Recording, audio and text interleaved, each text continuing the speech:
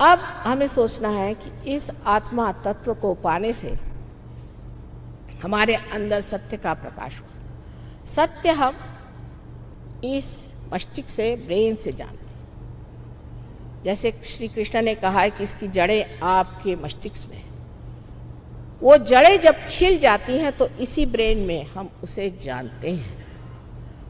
और सत्य जब जाना जाता है उसकी पूरी मशीनरी यहाँ ब्रेन में बताती है, जताती है कि ये सत्य है। हमारे उंगलियों में इसका ज्ञान होता है। और जिस प्रकार हम कह सकते हैं आंख बंद करके कि ये माइक है, उसी प्रकार हम आंख बंद करके कह सकते हैं कि ये आदमी कैसा है या हमारी हालत क्या।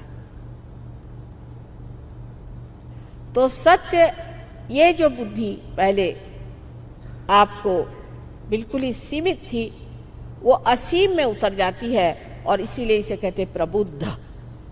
इसी को बुद्ध होना कहते हैं। बुद्ध ने भी कहा है कि बुद्धम शरणम गच्छामि, कि बुद्ध को शरण जाओ, माने ये कि तुम बुद्ध गति आओ, बुद्ध के गति पे आओ। बुद्धम शरणम गच्छामि, धम्मम शरणम गच्छामि, बैलेंस में आओ, धम्मम शरणम गच्छामि। और अंत में उन्होंने कहा है संघम शरणम गच्छामि, माने कलेक्टिविटी में आओ। संगम शरणम गच्छामि माने कलेक्टिविटी में आओ। सब एक ही बात कह गए, एक ही बात। इस तरह से उस तरह से, मतलब बेवकूफ़ों को समझाने के लिए बहुत तरीके इस्तेमाल करने पड़ते हैं। सीधे साधे तो कोई सुनने वाला नहीं। कभी इस तरफ से समझाइए, कभी उस तरफ से समझाइए। उन लोगों में कोई भी फर्क नहीं है। ईसा मसीह ने कहा है those who are not against me are with मी।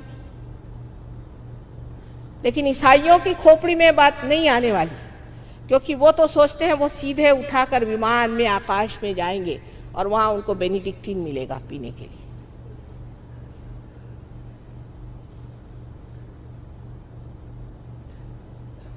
ये जो हमारी दशा है कि हम इस तरह से अंधाकुरण करके और अंधे जैसे इन सब चीजों में बहक रहे हैं। धर्म तो हमारे पेट में बैठा हुआ है, यहाँ पर धर्म है। इसकी 10 आपसे मैंने बताया वैलेंसीज है। और इससे जब आप च्युत हो जाते हैं तो आप अधर्मी हो जाते हैं, अमानव हो जाते हैं। लेकिन ये जब धर्म ठीक से बैठ जाता है तभी आपका उत्थान हो सकता है। तो आप सत्य को जानते हैं, सत्य को जानते हैं, आपका जो चित्त है वो आलोकित हो जाता है, तो आप चित्तमय हो जाते हैं। इसलिए आप सत्य चित्त हो जाते हैं और आपका हृदय आनंद से भर जाता है। सुख और दुख एक ही कॉइन के 2 हिस्से हैं। एक ही रुपया, एक तरफ राजा और एक तरफ लिखा हुआ। इसी प्रकार है, एक तरफ रोना और एक तरफ गाना। सुख और दुख एक ही साथ चलते हैं।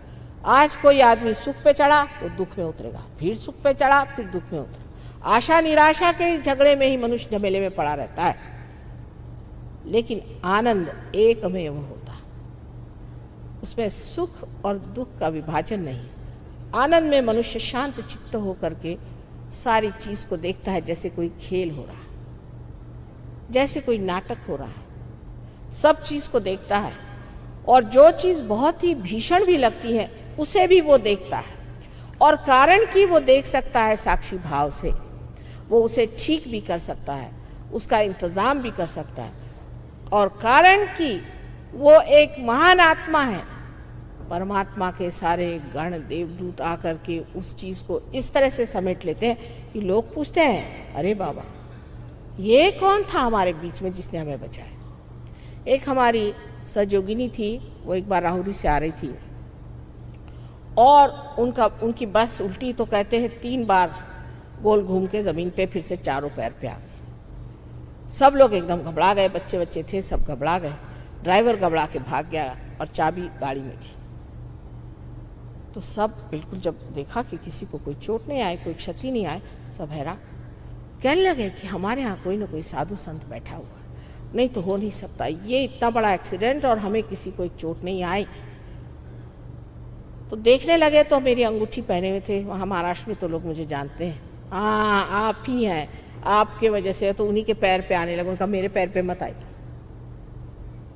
फिर एक साहब को ड्राइविंग आती थी, वो गए, उन्होंने ले जा करके और गाड़ी ऊपर लाई और वो सीधे सीधे फिर बम्बई पहुंच गए। ऐसे अनेक अनेक चमत्कार आपको लोग बताएंगे जिसके कोई व्याख्या ही नहीं कर जाती। लेकिन ये चमत्कार ऐसे नहीं कि हाथ से अंगूठी निकाल के आपको दे दी या ऊपर से आपको बबूथी निकाल दी। ये तो सब स्मशान से चली आ रही थी बबूत, और कहाँ मिलेगी? और आप उसी पे फिदा हो गए कि हमें हीरा मिल गया। एक साहब हमारे पहचान के थे, वो लेके आए, मुझे हीरा दिया। मैंने कहा क्यों, आपके पास कोई हीरे की कमी? ना ना, वैसे तो बहुत है, पर आशीर्वाद स्वरूप मुझे मिला। मैंने कहा फिर आप मेरे पास किस लिए आए? मेरे पास तो ऐसा हीरा उरा नहीं है। नहीं नहीं, मैं तो आपके पास इसलिए आया कि मेरे घर के हीरे गायब हो रहे हैं। मैंने कहा ठीक, अपनी भाभी को बुलाओ। उनकी बीवी आई, उनसे मैंने पूछा, उनको ज़रा बंधन वंदन दिए। मैंने पूछा बोलिए क्या करती हैं आप? कहले मैं कुछ नहीं करती, पर मेरे अंदर एक बाबा जी आते हैं और मुझसे कहते हैं कि भाई ये सब हीरे उरे तो पत्थर है, वो मुझे दे दे। मैंने कहा वाह, आप तो घर गृहस्थी की औरत हैं, आप जिस घर में रहती हैं, जिस गृहिणी के आप हैं, जिस तरीके से घराने में रहना है, उसमें आपको दो चार हीरा उरा तो पहनना ही पड़ेगा। आप बड़े घर की लक्ष्मी हैं, आप तो नंगे हाथ तो घूम नहीं सकती। और आप इतनी बड़ी डॉक्टर हैं, आप ये नहीं समझ पाती हैं कि अगर ये आपके लिए पत्थर है तो इस सन्यासी बाबा के लिए तो ये बिल्कुल ही बेकार चीज होनी चाहिए, वो आपसे क्यों ले रहा है? तब उनके दिमाग में ठनका, हाँ ये तो बात है। मैंने कहा अब तो गए सो गए, अब मेहरबानी करके उधर जाने की जरूरत नहीं। लेकिन उसके बाद भी पतिदेव को हार्ट अटैक आया, उनको ये बीमारी हुई, वो बीमारी। लेकिन लोगों का पागलपन है कि हीरा लेने, आज तक किसी भी साधु संतों ने, अवतरणों ने हीरा दिया सो सुनती नहीं हूं मैं। ये पता नहीं कहां से प्रचलन हो गया। शिरडी के साईनाथ ने एक बार पानी से दीप जलाए थे, ये बात सही है, ये हो सकता है।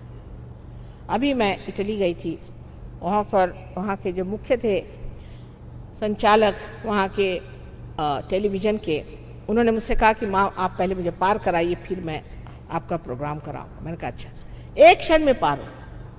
मैंने उनसे कहा कि देखिए मैं चाहती हूँ कि आप पार होने से पहले कृपया एक काम करिए कि थोड़ा सा मैं आपको पानी देती हूँ, वो आप पी लीजिए। तो उन्होंने कहा अच्छा, पानी मंगाया। मैंने उसमें ऐसे उंगली की और कहा आप पी लीजिए इसे। नहीं पानी तो नहीं है। मैंने कहा क्या है? ये तो वाइन है। मैंने कहा वाइन नहीं, ग्रेप जूस है, आप पीजिए। कहने लगा ऐसे कैसे हो सकता है, पानी का ग्रेप जूस कैसे हो सकता है? मैंने कहा क्यों नहीं हो सकता, ये चमत्कार हो सकता है, पर किसी को हीरा दे के बेवकूफ बनाना ये चमत्कार नहीं। तो आनंद जो अपने हृदय में है वो पाने के लिए आत्मा को जागरूक करना चाहिए।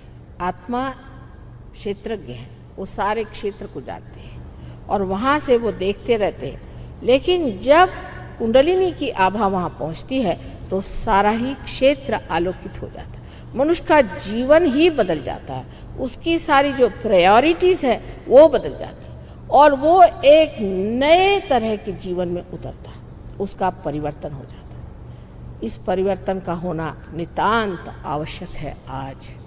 आज हम देख रहे हैं कि दुनिया में कोई भी चीज़ पकड़ी नहीं जाती, समझ ही नहीं आता कि ज़मीन है कहाँ, हम कहाँ खड़े हैं। ये ज़मीन आपकी आत्मा है जिसे आपको खोजना है और पाना है, और पाने के बाद उसमें स्थित होना है।